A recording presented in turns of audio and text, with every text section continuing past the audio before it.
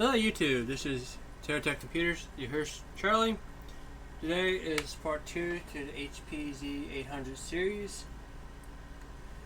The first video is about the basic test of how it works with the single CPU configuration and component hardware resides inside the case.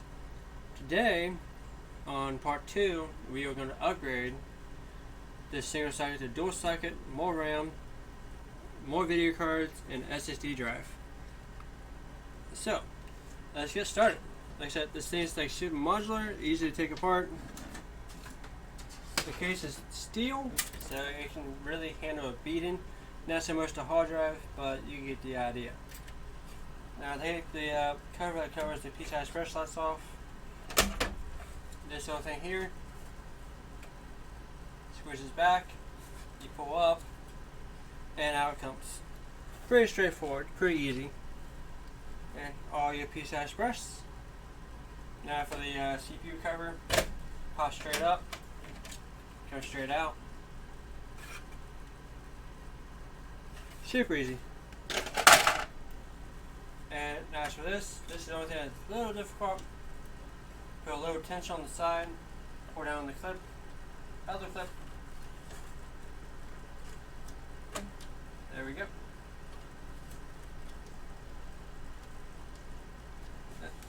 Now I get the other clip loose, and bam! Out come your fans.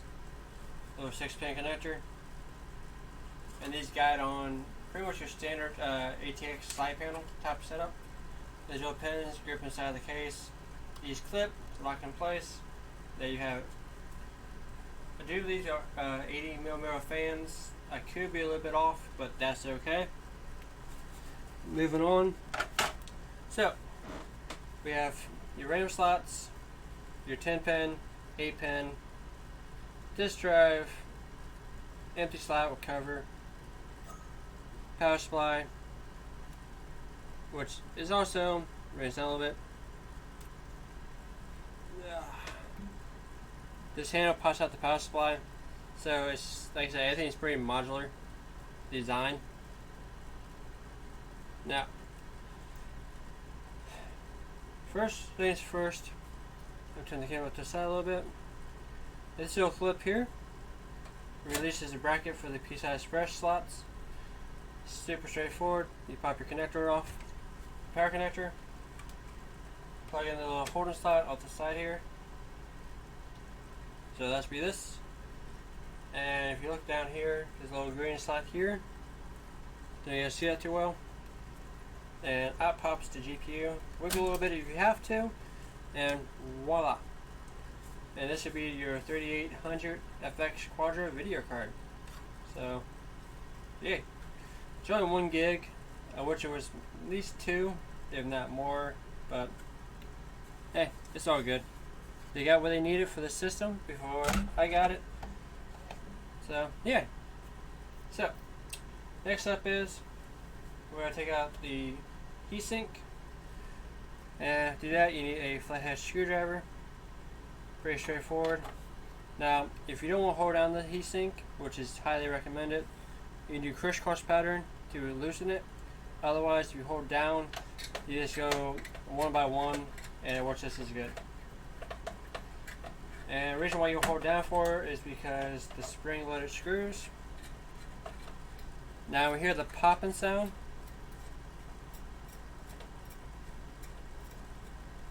Come from the screws. That means they're fully loosened and easy to take apart. Now, the only reason you have no popping at the moment is because I am holding pressure down on the heatsink, so it doesn't fly off and break. So, there we have it.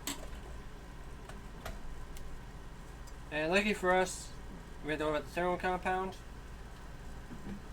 So, yay. Now, granted, the system was used when I got it, so I got this from a recycle place down the street for about 30-40 bucks, so maybe that's why. Now, I did test this thing out earlier in the first video. It was only reading 4 gigs out of possible 12 gigs of RAM. I assume that's what's in here, but it could be 2 Could be like a bunch of 1 gig sticks or 512 sticks. I have no idea. So let's pop these out and find out. According to this little sticker here, if it's correct sticker, it says, there you go. Trying my camera to focus for you. 2 gigs of RAM, and it's HP certified. So, alright. Next one.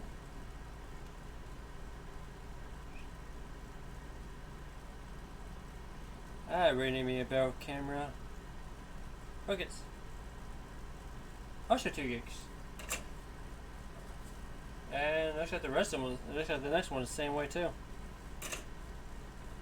Hopefully it's just a couple of bad RAM sticks, not the slots, because that would suck for this project. Because they have 48 gigs of RAM to stick in this system.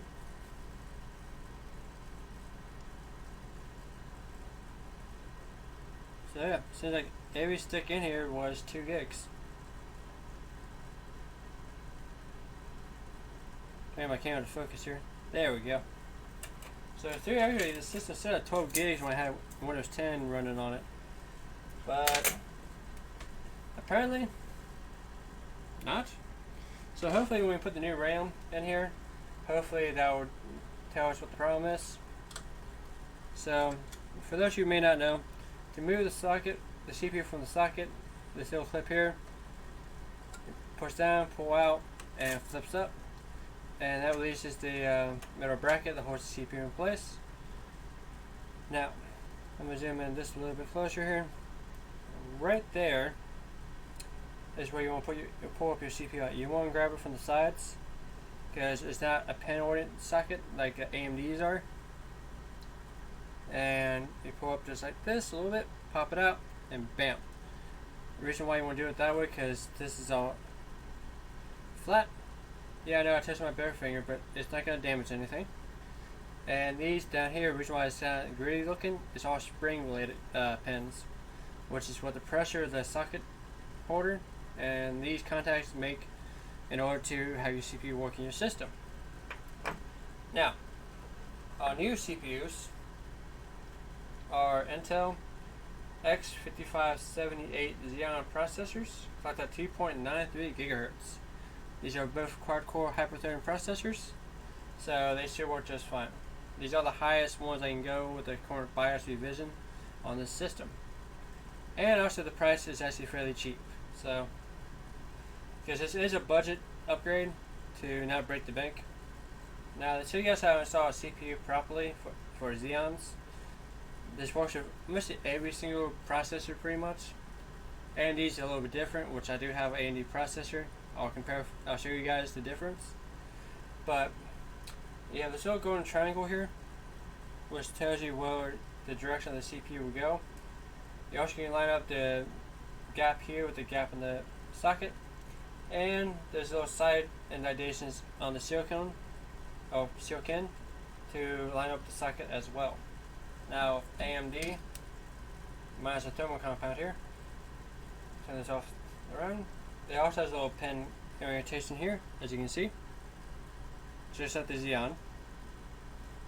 Now, the only big difference between the two is that the Xeon has indentations on the side of the CPU, and AMD has indentations on the pins itself.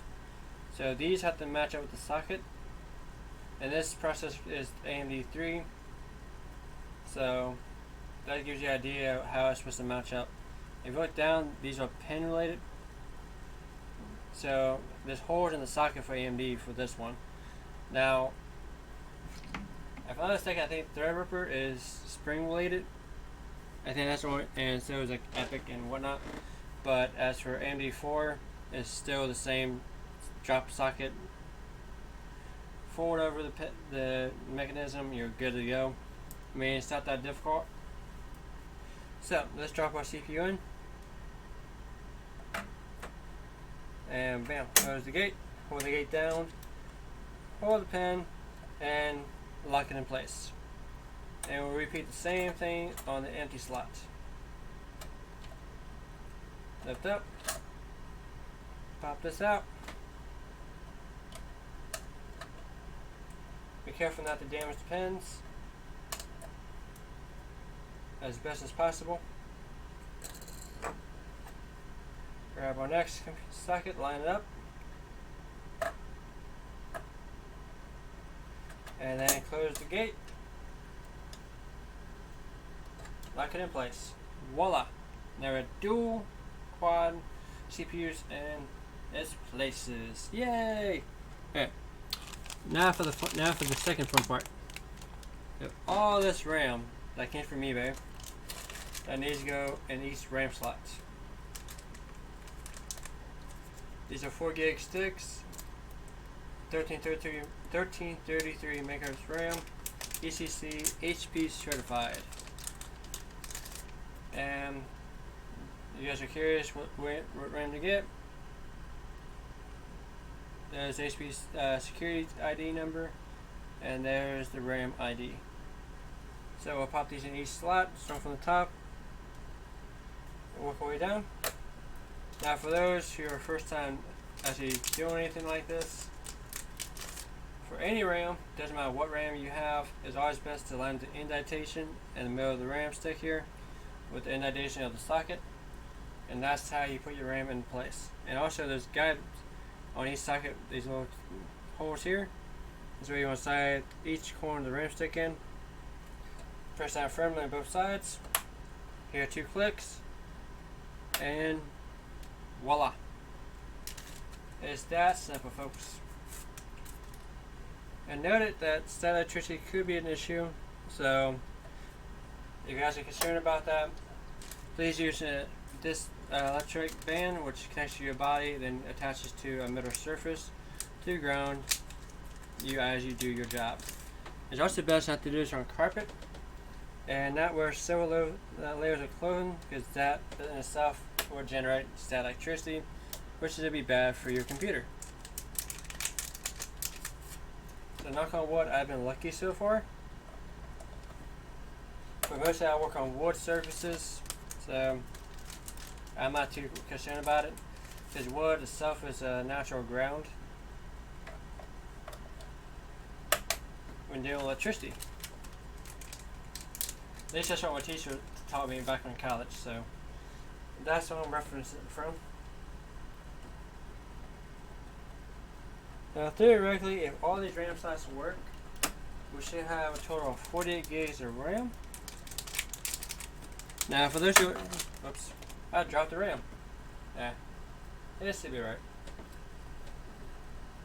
Is that this system does max out to 96 gigs of RAM.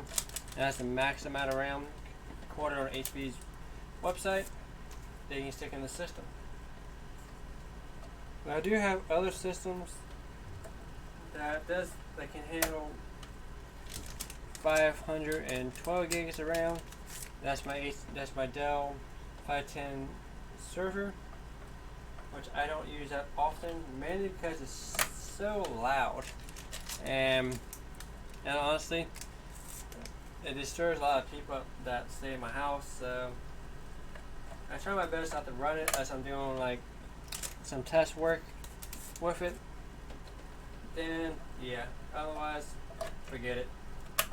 So we got all the RAM in, CPUs are in. Now my first video I talked about GPUs, and I decided to go with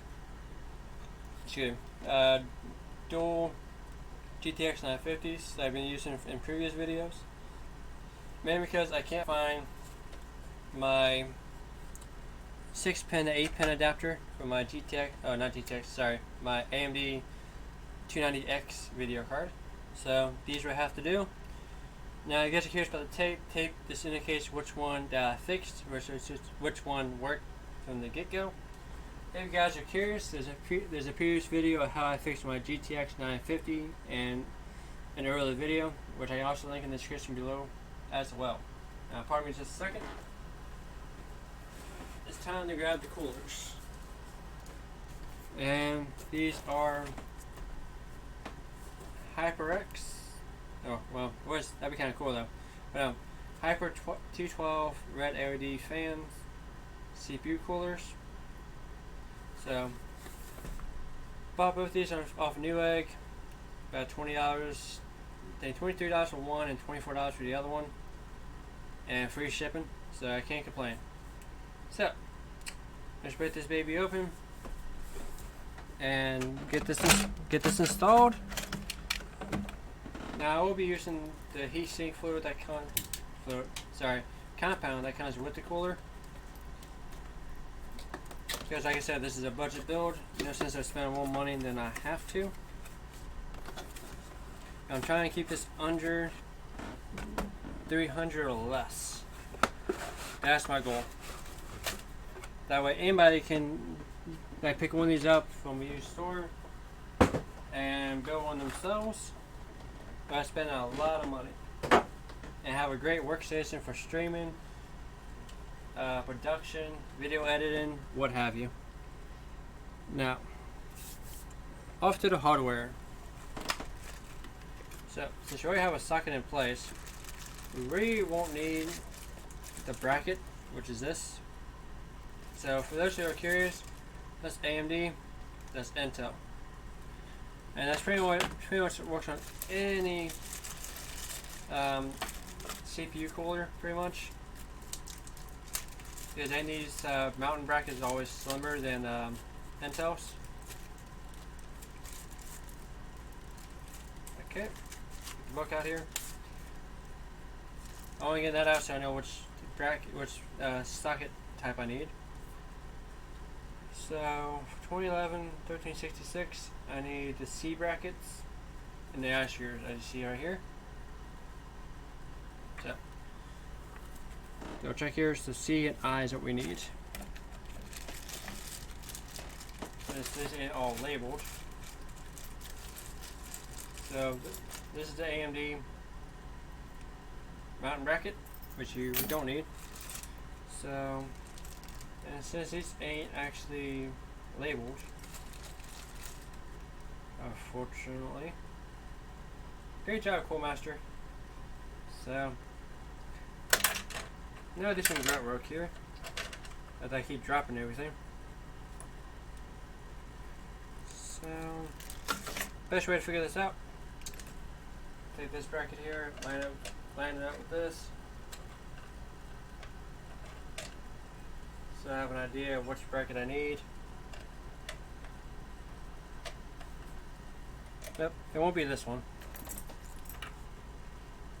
This should be this, maybe. Yep. Okay, keep on going. And this, folks, is another fan if I need one. Which, one fan should be good enough. This is the rest of the mountain hardware, which we're going to need here in a minute. So, further inspection. So, trying to get this thing over here.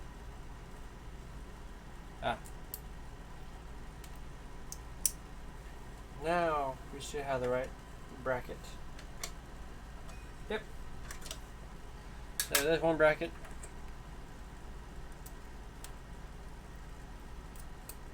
There's a second bracket. Now I have to attach these to the cooler and the rest of the mountain hardware to the socket.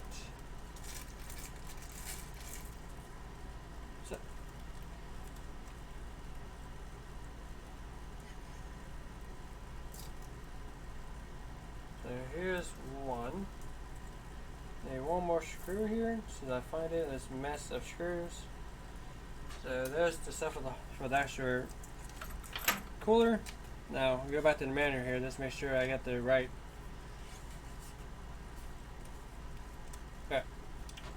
So since you don't need those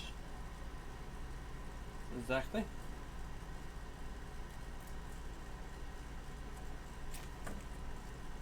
So looks like we need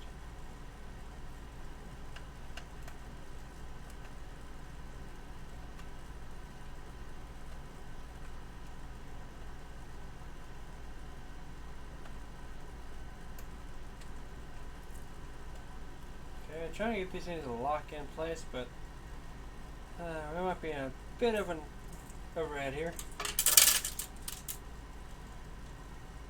I think the socket dropped a little too far down for the mountain, so hope I can catch it. Because otherwise, this is not going to turn out too well.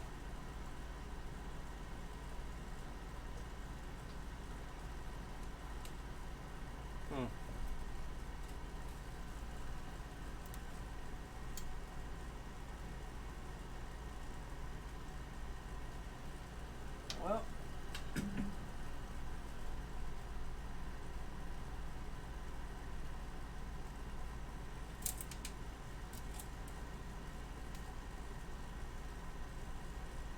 here's our curiosity here.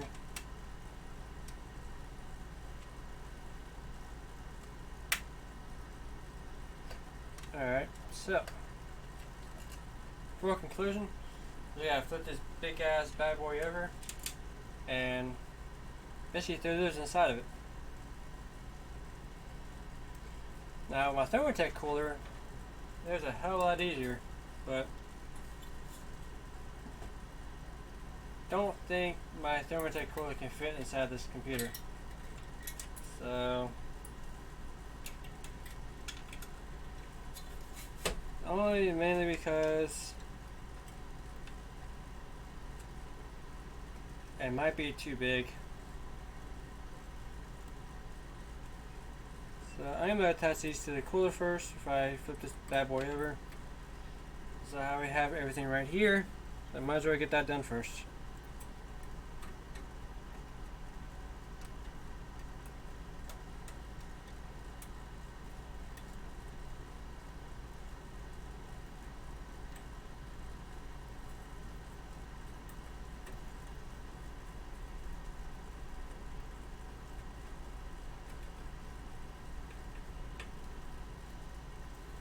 There's one.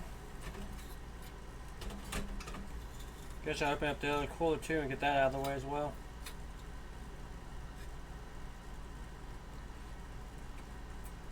And no sense in make myself do this twice.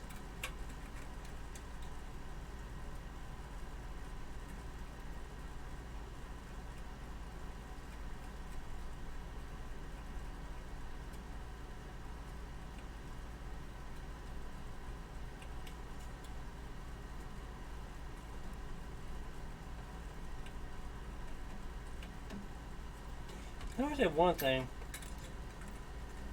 that Master could be doing instead. Is trying to take a little inspiration from Thermaltake when it comes to mountain or coolers.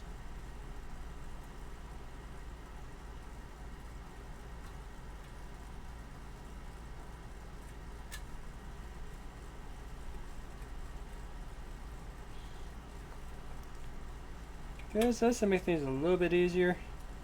Yeah, I don't want that all this special extra shit to the bottom of the computer to make it work.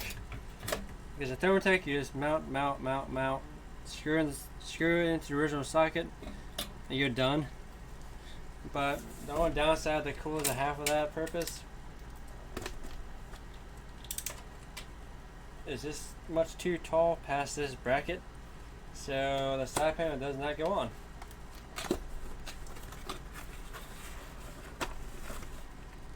So I'll pull the cooler out later. I'm just going specifically for that one piece.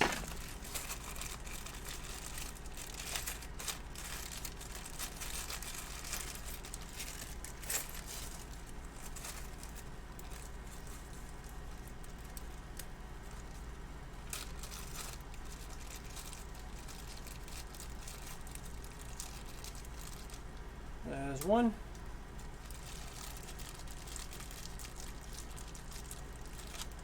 Two.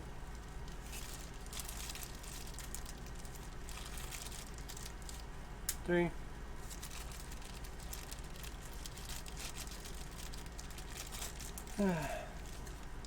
Four. Now, hopefully, it's might be stupid of me to say this though, but I might have to take the motherboard out of the computer to get to it, which I hope is not the case. but I'm pretty sure that's probably what's going to happen.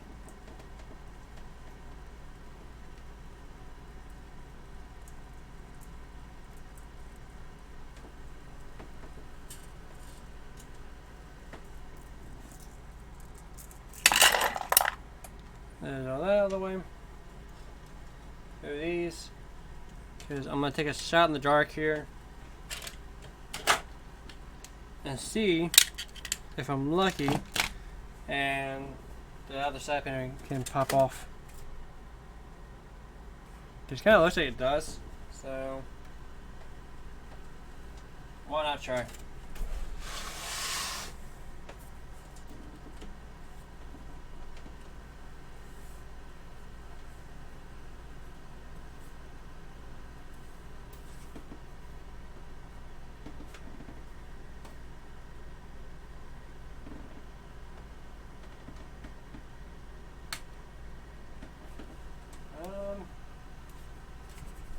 Looks like it would, but I don't see a method of taking it off.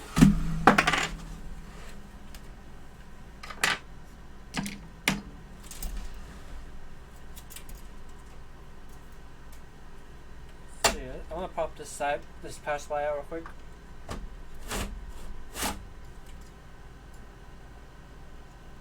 Nope.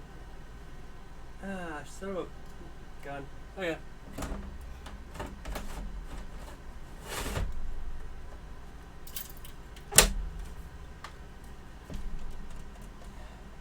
I was afraid of that.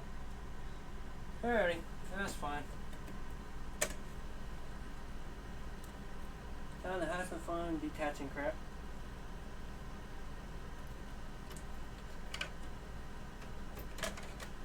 There's that.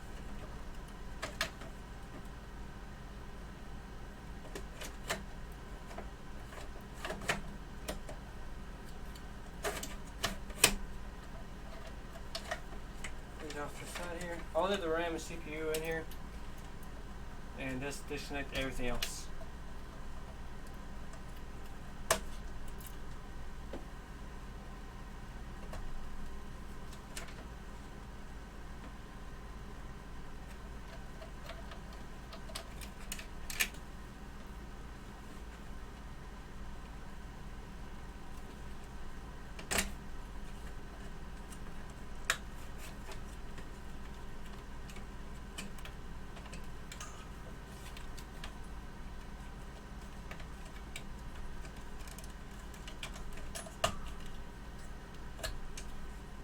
Huh. Yeah, you're putting out a fan here. This is awfully dusty too.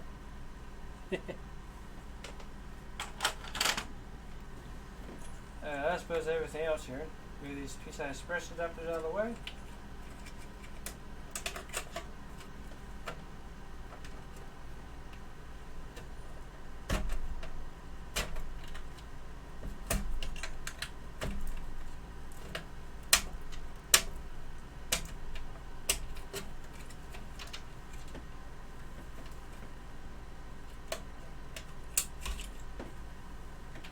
One of these bays out, so I'm going to install these wires in here for temporary.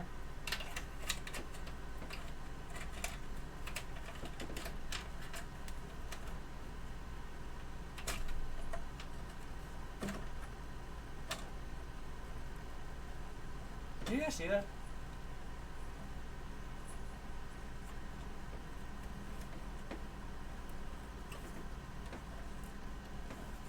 This whole board is moved on me.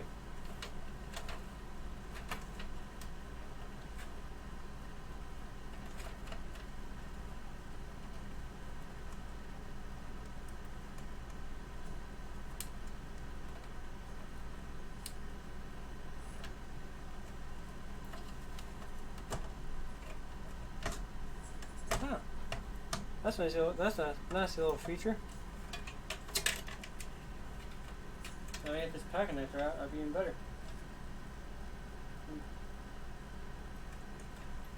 Bear with me for just a moment.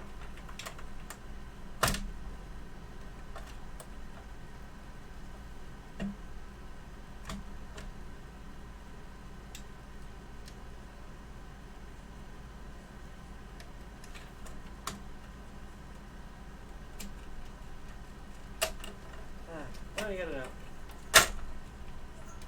There. Now for the board.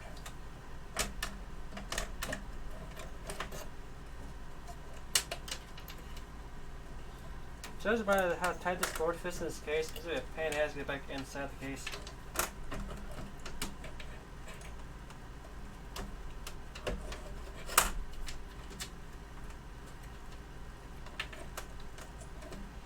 I did say everything was modular, so I mean.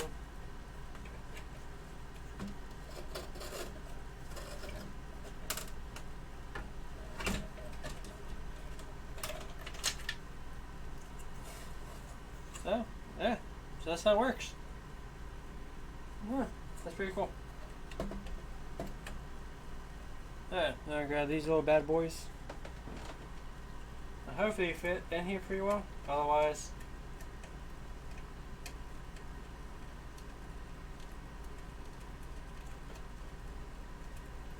Gosh, I'm finally removing the socket.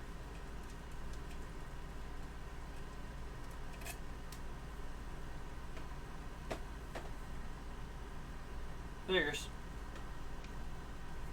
Now, if I continue doing this here for a second, I want to test something. I'm gonna take this here, and I see that actually goes through the hole.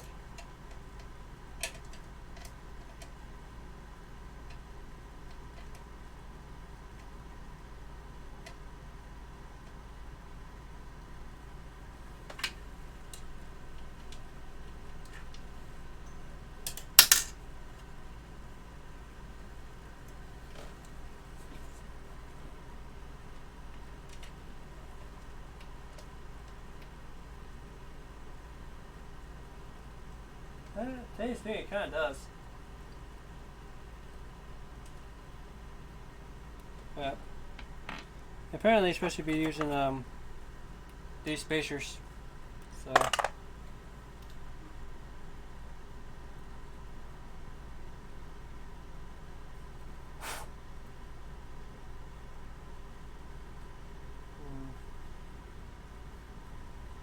I wonder. Bear with me for just a moment. I'm going to grab my Thermatec screws because I am very curious about something. Be right back.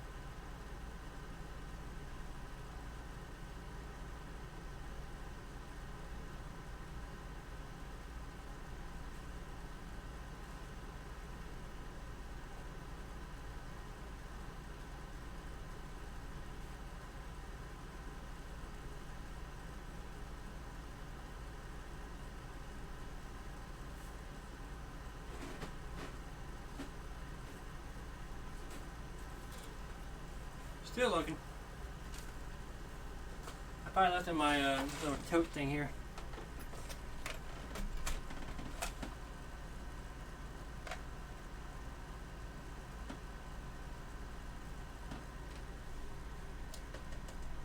Yeah, these are the right ones for that.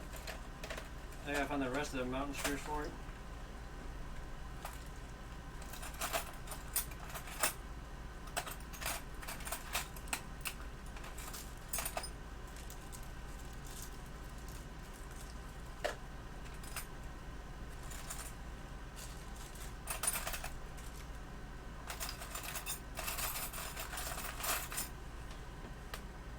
Honestly speaking, I didn't realize I run this stinking problem when I started this.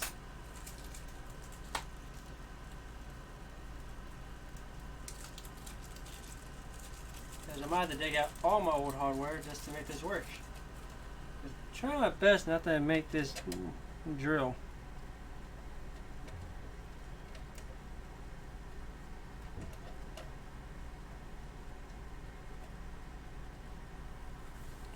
Figures. See, anyway, my thermotech designs are so much better.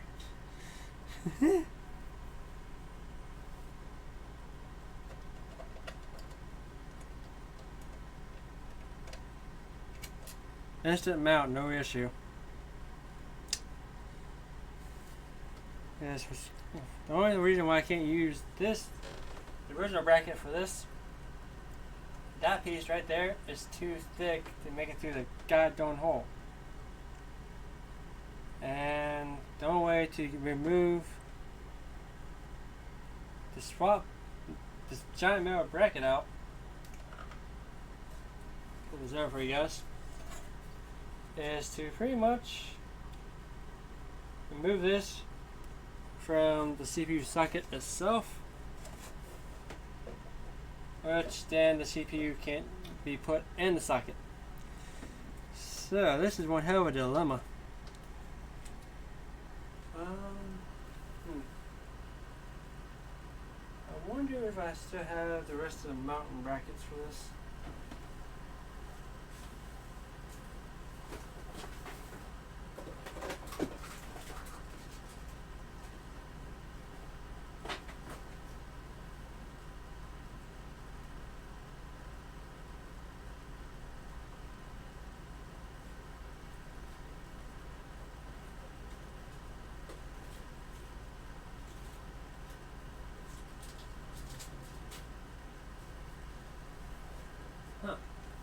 Well, folks, I have to try to end this video so I can go digging around all my bolts and screws to find out where the same how I still can't flush it.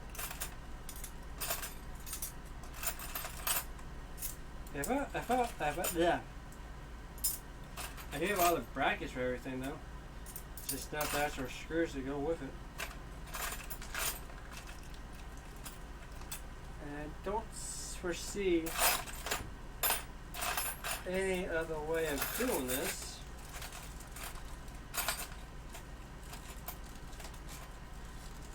Because the screws I fit in the thing was 2011 socket, and that's 1366 socket, and I'm not for sure where the rest of my pieces are. So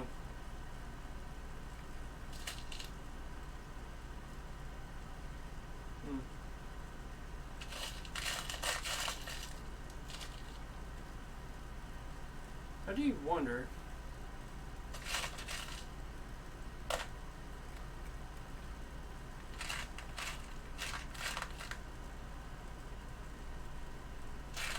if I have long enough screws to make this work.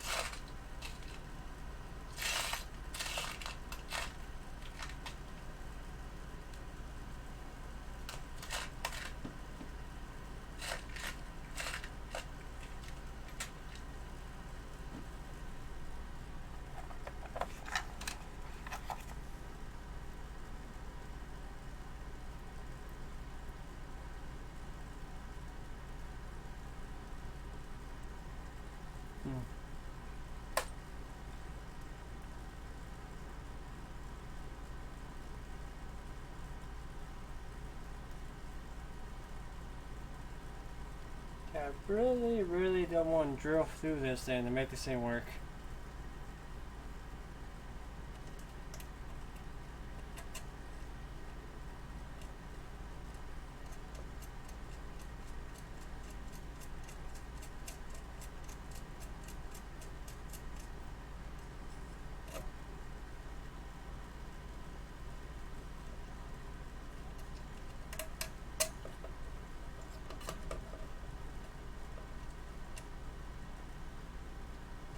I don't have a milling machine, so I can't mill this down to make it work either. Huh. This kind of sucks. Because I don't see any other way of doing this.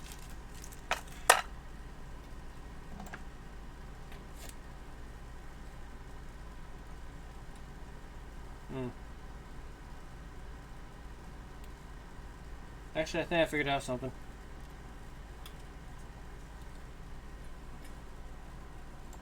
I have to take this fan off here first, but I think I might have figured out something.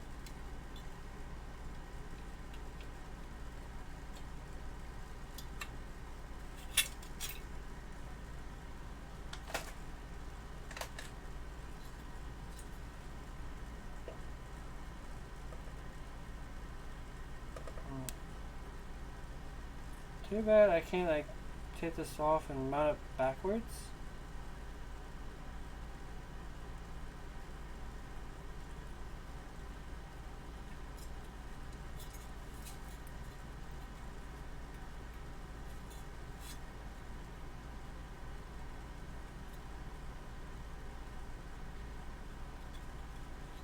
Huh. Nope, I don't have anything. At least not until I can find my miscellaneous hardware for my thermotech cooler, because I'm gonna see something here. This actually matches up my thermotech for my CoolMaster cooler, and why not give it a shot, right? There's not what trial and error anyways.